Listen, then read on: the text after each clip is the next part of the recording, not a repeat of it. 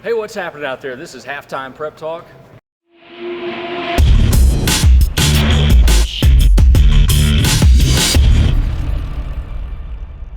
We're back for basketball season, Matt. We're here at Marvin Meredith Gymnasium, home of the Russell Red Devils. Matthew Sparks, Aaron Snyder. HTPT is brought to you by Fannin Automotive Family. And we're going to be joined here in a little bit by Jason Schrader, first-year coach, Russell, and Bobby Hale, the point guard, sophomore. He's really coming on and having a good season. Yeah. And we're going to talk to him as well. Check out the Chick-fil-A ticker.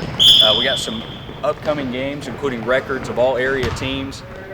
Matt, I'm trying to knock some of the rust off. It's been like 4 or 5 weeks since we've had a show. Yeah, since we've been away a long time. It's good. It's good to be back. Now we got the Russell Price in the background. It's kind of a new wrinkle to the show here. That's right. For the winter. So well, we had to let basketball season get rolling. Yeah. Had to get all the tournaments out of the way. We learned a little bit about the teams. The AIT was a big tournament for 16th region teams. Yeah. As Ashland and Elliott County were in the championship, and Elliott County won. Elliott County is the only 16th region team to not have a loss yet inside the region for the boys. And the Russell girls have more wins than any team in the region right now. Boyd County girls are looking pretty good. And then the 15th region, Lawrence County boys, as expected, 14 wins so far this year. It looks like they're going to be a real threat there in the 15th region. Oh, I think so too. Just the athletes on that team. I've seen them in person now twice. Just the athletic and the speed on that team is just amazing to watch. It really is. So what we're going to do first is reintroduce our segments. Okay. Balls in their court is the first one. That's essentially game balls like we do in football. And Matthew already has the ball here. So yeah, I've already got one. And it's a fresh ball right off the rack, given to us by assistant coach Joe Bryan over here from Russell. So we're going to go with game balls, not for just this past weekend because we haven't seen you guys in a while. We're going to give you the game ball for the season so far. Yeah. So, Matt, go ahead. Well, you mentioned Elliott County a few minutes ago. It's a great segue to my game ball recipient. I'm going with Chase Porter. Just Mr. Consistent. I mean, night in, night out, you know what we're going to get from this guy. Averaging 20 points a game, 8 boards. Just stepped up his game this season after the loss of Hunter Holbrook and Jonathan Slows graduated from last year's Division Championship team. He stepped up, and I think Elliott County's back in that same position. MVP of the AIT, very prestigious, and Elliott County's first AIT championship is good history. I think he deserves it. Yeah, Chase Porter with 20 points the other night against West Carter, a big win for the Lions, considering the Comets were the only other team that didn't have a loss inside the region to that point. That was a nice win in Sandy Hook. I'm going to give my game ball to Savannah Wheeler, freshman for Boyd County. Boy, she's not playing like a freshman. She's averaging 21 points a game, 5 rebounds a game, and considering her height, I'm not going to give that out, but if you see her play, 5 rebounds a game is a pretty big number for her. But she gets in there and she's a physical player. She doesn't care to create contact. She has visited the free throw line 119 times this year, and the season's pretty young. And Boyd County is just playing really well. They did lose to St. Joe. I think that might be the low point for them so far this season, but they'll bounce back. They're too talented, and it starts with her. Well, you say she's a freshman, but she's played major minutes here the last couple of years. She also has a nice family pedigree there, too. Absolutely. So she's a great player. All right, we're tossing the ball aside. We're going to go to our three-point shot, and that's the top 3 games of this weekend. There's plenty to choose from, and really, if we actually film this on Wednesday, of course, and you're seeing us here today on Friday. Thursday night, there's a couple of big games. Huge games. Elliott County travels to West Liberty. Right. Plays Morgan County. They're maybe the top 2 teams in this region. Just a great atmosphere. I mean, they have a great history, I would think. Played 5 times last year. The last one in the regional championship. Elliott County got that in there. So quite a scene at West Liberty, I'd say, on Thursday night. And I'm sure you've seen the results in the Daily Independent. I know you're checking it, so we trust that you do that. So let's look forward to this weekend. One of them right here, Boyd County and Russell, and that's going to be on Saturday. We'll move back to Friday here in just a minute. Let's go to Saturday first. Boyd County and Russell, 2 teams with only 4 wins to this point, but there's a lot that goes into that matchup, I think. Yeah, I think Boyd County's played a pretty tough schedule. They've been competitive. Boyd County is very dangerous when they crank up that defensive pressure. They have a lot of quickness on that team, very active hands. And of course, Bobby Anderson, I think, is a handful to guard. But I think Russell's kind of clicking a little bit here. They've won 2 games in a row now. It's just taping, and they're starting to click on offense a little bit too. You see what the Lions do inside. Hunter Kinzer's had a great season so far, but the battle inside with Ryan Stump and Landon Brewer for the Red Devils here, that's going to be a good one. Yeah, it'll be very important for rebounding for Russell. If they want to stay in that game, rebounding will be crucial. Also on Saturday night in Grayson, Boyd County goes to East Carter to play a little girls basketball. That's the premier matchup maybe so far this season in 16th region girls basketball. I'd say maybe the top 2 teams in the region. I think Russell girls here are going to be a close third. But both teams have been really tested early on their schedule. Both teams have played top teams in West Virginia, and now they're going to collide in Grayson on Saturday night. Both guard-oriented. Absolutely. I think the key is whoever can play better in the post maybe can pull this game out. I think it'll be a close game, but Boyd likes to shoot the 3. They do. And East, Chris Mayo and Haley Hall love to drive it in. They create some fouls, get the foul line. So I think it'll be a close game. Maybe Boyd pulls it out at the end. I like Boyd as well in a close game. You know what? This game is always really physical. Yes. You talk about girls basketball in the area. Boyd and East Carter, it doesn't get more physical than those two. They're very aggressive teams. Coaches don't hold anything back. The players are a reflection of that. And I think if Boyd hits their long shot, the Reeves twins, the Shears twins, and then Alexis Lunsford as well, I think if they hit their shots, they can win that game. But either way, it's going to be a real close one. East has a lot of inexperience there, especially in the post. They lost quite a bit from last season, so they're still trying to get acclimated with all the new players. So maybe a little early, maybe for them to beat Boyd now, but I still think it'll be a close game. Finally, Russell, the Red Devils right behind us here, they travel to Ashland on Friday night, Anderson Gym. Lots of storylines there. Of course, Coach Strader, for Russell, he played at Ashland. He was an assistant coach at Ashland just last year. Ashland has a new coach in Jeremy Howe. They're 7-3. The Tomcats are playing well. This rivalry, the latest chapter in this rivalry last year, they split their meetings. Christian Villers, though, had a 40-point performance in one of them. Wow. So this is going to be a good game, I think. That'd be a really good game. Big storyline, of course. Russell coach Jason Strader, you see us here in the background. Point guard for Ashland, coached at Ashland. Right. Now he's coaching for the rival. Yep. Wearing a different shade of maroon now, technically.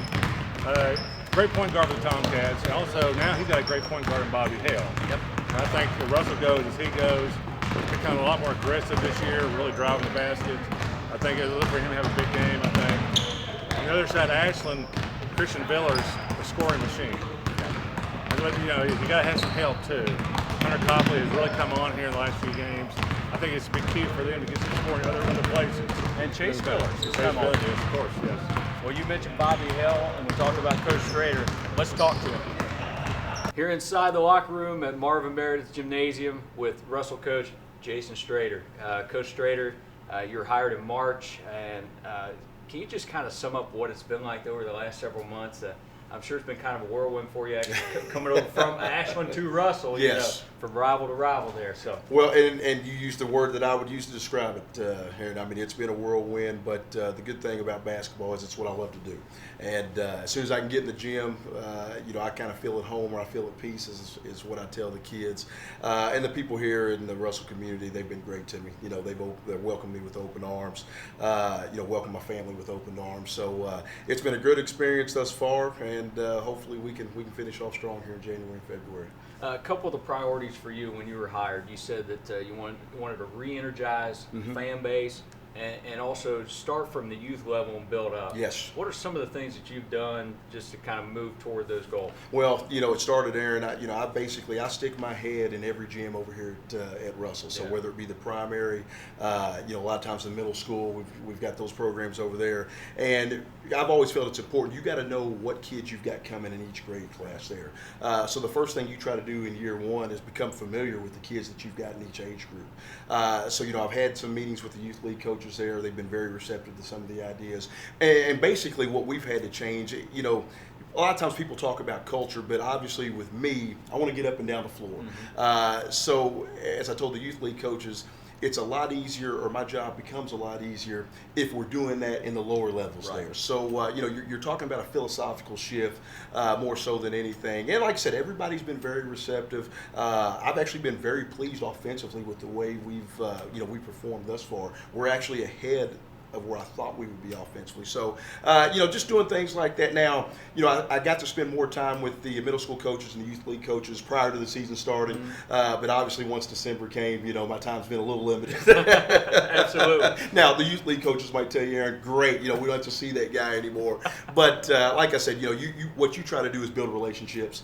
Let those the individuals that are volunteering their time, let them know, hey, I care about our youth programs. I care about our kids there. And more than anything, I've got an open door policy for any of my youth league coaches and my middle school coaches.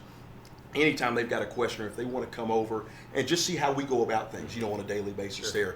I've always thought, hey, you've got to let the community know what type of program you're running. And to do that, you got to have an open door policy there. So, like I said, those are just some of the things in year one that we tried to get started this year. What was the initial reception for you like? I mean, when you came over from Ashland to Russell, I mean, a former Tomcat player and former Tomcat assistant coach, what was the initial reception like? Well, I think probably what helped me, Aaron, there was a familiarity already with the administration. Obviously, Sean Horn and I go back, our superintendent, go back a long way so far as competitors and even teammates on travel league teams. Coach Sparks, obviously, I've competed against for years. And then, Mrs. Chafin coached my wife at Ashland. So there was a familiarity there that gave us a comfort level, when the job came open and we started exploring opportunities there.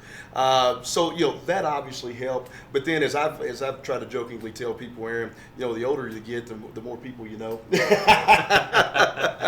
So obviously, with me working at the credit union, I know a lot of contacts in the Russell area there. So again, a lot of people try to make the thing of Ashland or Russell, and I understand the rivalry, trust me.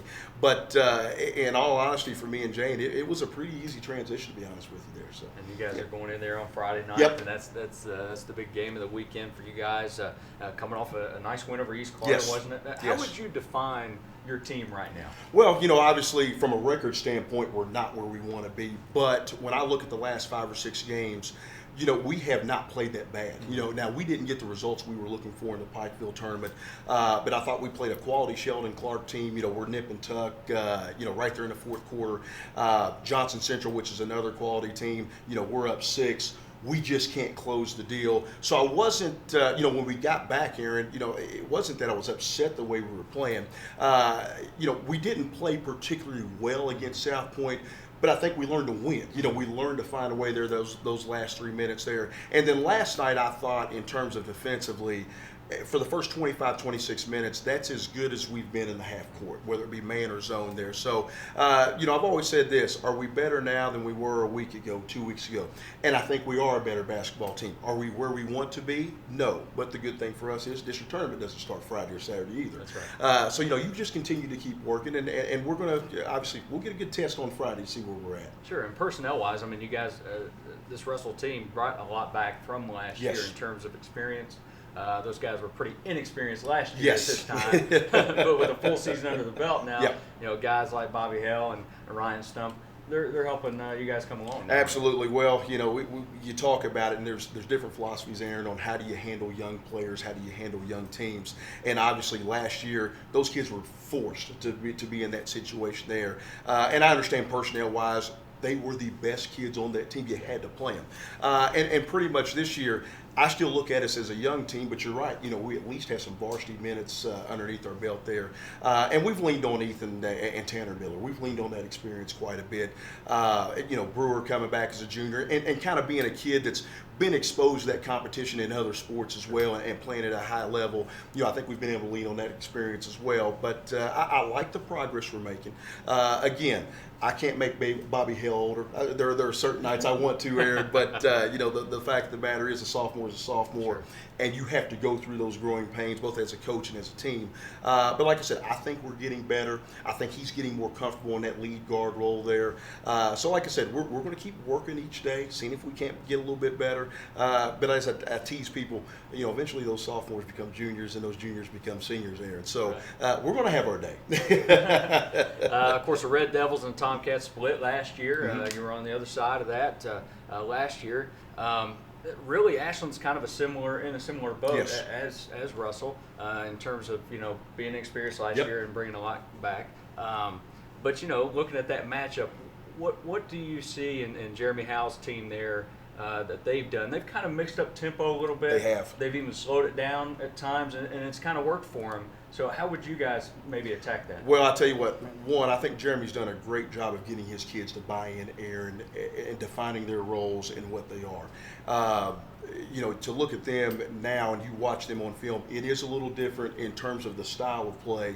But one thing and I told him Saturday night after the games over here, he's done a great job half court defensively. They're actually sitting down and they're guarding people, and it is very tough to score on them. I told him I think Hunter Copley is having a great year defensively. Now, you don't see that in the box score, right. Aaron, but I think he's doing a good job. For us, we've talked about limiting the unforced turnovers and being able, I call them the paper cut turnovers, Aaron, where you're not just doing that to yourself. We got to take care of the basketball because they do a great job of getting up in you in the half court there. So we've got to do a good job protecting the basketball. And then, too, we got to be patient and run our stuff. For young teams in that type of environment, as I found as a young coach, the Greenup game especially, when I harken back to that, it was one of those scenarios where you practice something, Aaron, but then the lights come on, the crowd comes on, and all of a sudden your kids, they can't remember what in the world is going on there. So I'm hopeful that from that game we've made some progress in terms of handling big environments there. I expect it to be a pretty nice crowd over there on Friday night. I've tried to prepare the kids on what we're getting ourselves into. So I want to see if we've made the growth as a team, showed some maturity here.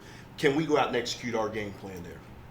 Let's go back down in the memory banks a little bit. About a little over 20 years ago, early 90s, when you suited up for the Tomcats. How did you guys do against Russell? Mr. Horn probably will not like this streaming, but we had pretty good success against them that year. We didn't lose to them that year, so now it's time to turn it around. Well, you're always hopeful of that, but I've always said this: the quality of the opponent, Aaron, has a lot to do with that. So, like I said, obviously, my expectation for my kids. Every time we take the floor, we expect to win. And as I told them, we've got to go over there, and it's got to be a 32-minute effort. Like I said, I'm familiar with the tradition, and it's a place that can intimidate you if you're coming in from the outside, Aaron. And like I said, there's only one way to get better at it, and that's to go through it. So, but like I've told people, we're going to get on a bus over here on Friday. We're going to show up. We're going to get off that bus, go get dressed in the locker room, and we'll be ready to play at 7:30 on Friday. All right, Coach. Thanks for joining us. Appreciate it, Aaron. Thanks for having me. Joining Bobby Hale here on HTPT on the comfy couch here in the Russell locker room. Bobby, it's been one of those seasons where it's been a little up and down so far, but right now you guys are on and up. You guys beat South Point, you beat East Carter. So, how would you say this team is playing right now? I think we're starting to make some strides right now. After starting off 2015 a little slow, I think 2016 will be a lot better after starting out 2-0. What's the New Year's resolution for this team? Make it to region. You guys pretty much had a very inexperienced team last year at this time. Yeah. But with you and Ryan, and I was just talking to Coach about this, that full year under your belt, how big of a difference does that make? Being a freshman and playing out there, my nerves were getting to me a little bit sometimes. I play with more confidence being a sophomore now and an extra year underneath my belt. Coach Strader, being a former point guard himself, how has that helped you as a point guard? He's made me a completely different basketball player, like jumping off 2 feet, driving to the lane more, not settling as much. He's helped me out a lot. What are you guys most looking forward to with this Ashland matchup? It's always a great scene, good rivalry. You guys split with them last year. What do you expect? To come out with a win. They're a good basketball team. They've got a different coach also. They started out pretty good too. Be a good game. Yeah. From the beginning of the year to right now, where do you think this team has made the most strides, your team? On the offensive end, we didn't think that we'd be as good as we are right now on the offensive end. We got some defensive work to do though. Seems like your confidence level personally, I covered that game in Westwood. You guys played Fairview. It was a real close game. Your confidence level has really risen this year. What goes into that? Just being more experienced and just working hard in the off season and having trust in my abilities. All right, we're inside this locker room, so I'm not going to say take me inside because we're already here. But what about the characters on this team? There's some funny guys on this team. I mean, who's the guy that makes you laugh the most? Probably Landon Brewer. Okay. That's my man. Landon is a really good athlete too. He plays football as well. What's the funniest thing he's done, if you could say it on camera? I don't know if I could Maybe. call that one. Can't narrow it down, huh? He's a cool dude, though. Yeah. He's a great athlete. He's always wanting to work, get better. I like that. This team seems to have pretty good chemistry. Is that right? Oh, yeah. We should all stay together. All right, Bobby. Well, good luck the rest of the season. Thanks Thank a you. lot. We're back with HTPT's 2 for the Road. Matt, I'm going to go first. Hopefully you can hear us, guys, over some dribbling and drills going on in the background. Hey, it makes for good entertainment in the background. If you don't want to listen or watch me, you can watch them in the background. Yeah, go ahead. All right, I'll take it away. Ken Griffey Jr. was inducted into the Hall of Fame on Wednesday. The former Seattle Mariner and Cincinnati Red had a special career, had 630 career home runs. I really enjoyed watching him in person in Cincinnati, growing up in that area. Fascinated by him as a kid. He just brought cool to baseball. He played with such a swagger. He would have the backward caps on in home run derbies. Sunday night baseball, that was when we could watch the Mariners every now and then. He was always in the 3 spot. I remember watching at my grandfather's house on the TV, and I was so excited when the Mariners won because it's the only time you could see him being on the West Coast. But then when he was traded to Cincinnati, I got to see him in person some, and I got to see him hit a walk-off home run in the 13th inning on a cold spring night with my dad. That was a great memory, and just so many good memories that he brought to the game of baseball. So many good moments. He had that infectious smile and twinkle in his eye. He just loved playing the game, you could tell. Kind of just a classic baseball player. Yeah. I mean, there was no controversy with him whatsoever. Just had maybe one of the best swings probably in baseball history. Prettiest swing I've seen ever. All right, man. Well, I had to talk about Kentucky basketball. I know it's still early.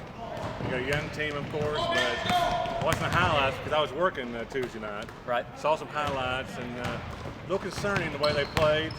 In Cajun country, no spice in their game. I don't think. Not much. Not much. I think the major concern for Kentucky right now is the front court. Scalabissiere, I hope I pronounced that correctly. Marcus Lee and Alex Poitras. Really, they really need to become more involved in this offense. Tyler Eulis, 3 straight 20-point games, which is great, but I don't think you want Tyler to have to handle the scoring load every night. So far, he's been the only consistent piece for that team. They had to face maybe one of the best recruits in the country in LSU, Ben Simmons. His supporting cast kind of showed up. I think Tyler's supporting cast didn't rise to that challenge. Looking at the front court numbers and the box score, LSU their front court had 3 players with double-doubles. They had a combined 51 points and 32 rebounds. If you look at the box score for Kentucky's front court, 7 points, 8 rebounds. Yeah. But only 8 shots too, so they need to become maybe a little more involved in the offense. At the same time, they really need to produce if Kentucky is going to go farther, because Kentucky's in a really pivotal stretch right now. 4 of the next 5 games on the road in the conference. Of course, they end the year with Vanderbilt, and then they go to Fall Allen and face the #1 team in the country in Kansas. Yeah. It'll be a trying time for Kentucky. There's a lot of growing up to do, I think. And Kansas is #1 for a reason. NFL playoffs kick off this weekend. It's going to be a fun weekend. The Bengals and Steelers in Cincinnati. We don't know how that one's going to go. History says it'll go the Steelers' way, but we shall see. And a lot of exciting local things happening. So keep an eye on the Daily Independent. We've had a good time. We've had fun here at Marvin Meredith Gymnasium, tipping off our season. And Russell and Ashland, again, that's Friday night. Several other games going on, as we mentioned. So keep an eye on that. I want to thank Coach Strader and Bobby Hill for joining us on the couch in the locker room. And from Matt Sparks, I'm Aaron Snyder. HTPT is sponsored by Fannin Automotive Family. See you next time.